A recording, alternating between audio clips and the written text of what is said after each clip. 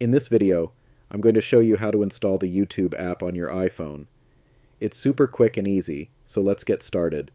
First, unlock your iPhone and open the App Store. Once you're in the App Store, tap on the Search tab at the bottom. Now, type YouTube in the search bar and press Search. From the results, tap on the official YouTube app. Next, tap on the Get button, or the download icon if you've installed it before. You may be asked to confirm using Face ID, Touch ID, or your Apple ID password. Once you've done that, the app will start downloading and installing automatically. Just wait a few seconds for it to finish. When it's done, the button will change to Open. You can tap it to launch the app right away. Or, you can go back to your home screen and tap on the YouTube icon.